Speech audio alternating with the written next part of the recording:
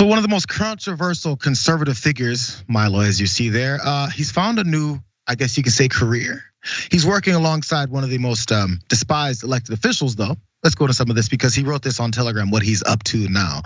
I've finally been persuaded out of retirement, Milo says.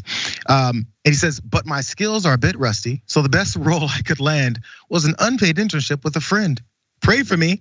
And he also added, Mummy always said I'd end up in government. First off, that's a little bit of a shady thing to say about the person that you're getting into work with. Again, he said, my skills are rusty, so the best I could land was with this loser, basically. So let's look at this photo he posted with it, because apparently he's an intern, but it's with Marjorie Taylor Greene. So Marjorie Taylor Greene responded because she wants to also bring in her new intern and make sure everyone knows and ingratiated with his fabulous skills that he's rusty at, so he settled for her.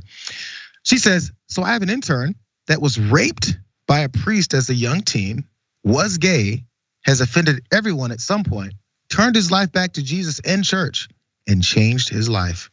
This is what Greene told the Daily Beast, and she ended it by saying, great story. That sounds like a devastating story, but I mean, maybe he came out of it. And by the way, coming out of it to them is no longer gay. So let's continue that.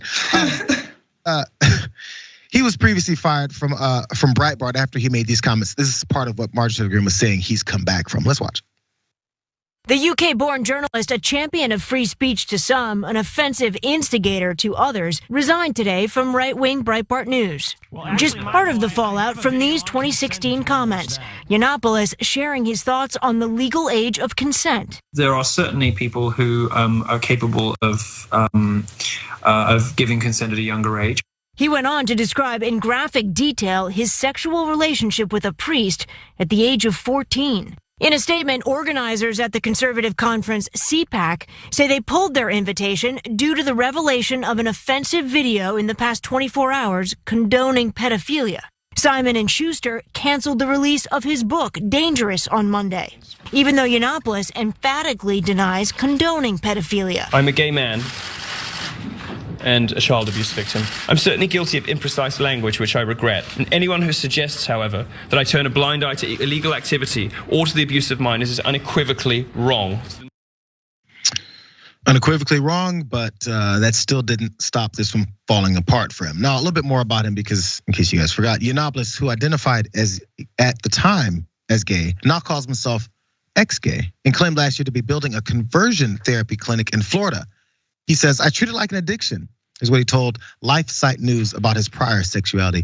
You never stop being an alcoholic. Oh, nice comparison there. He also said that his husband, who he now described as merely, quote, the guy I live with, had been demoted to housemaid. I wonder how the housemaid feels about that public shaming there that he got. Also, Yiannopoulos has made a slew of other provocative comments, including describing both Islam and feminism as cancers. Also, last year he joined the right-wing Catholic website Church Militant as a regular contributor, where his biography page describes him as a reformed sodomite. Jesus, this is just deep. But again, this is the guy that's now working for Marjorie Taylor Greene. And all I can say to that is, of course, why did it take so long for two horrible people to get together? Yeah, this dude is such a clown. He's so ridiculous, man. First let's talk about, the ex-gay thing, because it's like, oh, I wasn't aware that's how it worked. You could just, never mind. You know what I'm saying? But then just his explanation of it, where he compared it to being like an alcoholic. Like, you never truly stop being an alcoholic. Well, then do you ever truly stop being gay? No. So again, this dude is just ridiculous. And then on top of that, it's like like you said, it's like, oh, well, got to start somewhere, got to get on this grift again. But I think the bottom line with Milo Yiannopoulos is that he is proof that reputation matters, and eventually it's going to catch up to you. You know what I mean? It really will. And reputation, not in the sense of who you are, but how you go about doing things, how you treat people, how you conduct business. Do you keep your word? Just simple things like that he clearly didn't learn growing up. As people go through the career, his careers have shifted so much, especially when it comes to the new media and everything that we've got.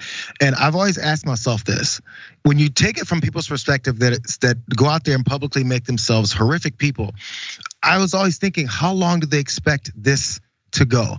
How long do you expect to be a horrific, publicly known, horrible person who says the worst things about other folks? How long do you expect that to go? How much money can you make in, say, a 5 to 7 year span of being a piece of garbage, or maybe trash? And then after that, think that it's gonna extend into the rest of your life. Is this a retirement plan? But anyway, it fell off. He misplayed it. The people that support him are like, oh, we can't go that far. And he's like, I didn't know. So now he's got to try and recoup with Marjorie Taylor Greene as an intern, unpaid, which I'm not sure if that's really the case, but that's the next step. That kind of sucks. You made a bad decision. Maybe you should have been a normal person, accepted who you were, and then talk about maybe the trauma you went through as a child, because that's the beginning of it. They did point that out, but maybe at least reform from that and see some and go to therapy rather than become a horrible person and make money off of it. That's the plan. I don't know how long that's gonna last. What he truly was addicted to was being a provocateur. Yeah. That's really all it was, just pushing the line. Because like you said, he could have made a career being a bit, just a normal person, but no. No, that's not quick enough.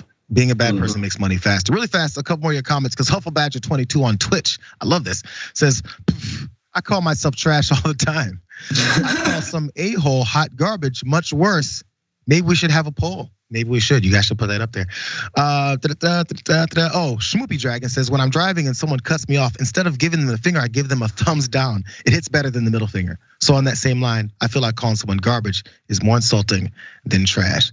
JR and Astros also votes garbage. And you think John on Fridays had something to do with that? Of course. Snack Panther on YouTube Super Chat says, the law offices of Jackson & Jackson in effect. Absolutely. Thank you, Snack Panther. RM Snow, I feel like calling someone trash has more of a classist connotation than calling them garbage. Understandable. I don't know what to think now, man. I don't know where I stand anymore.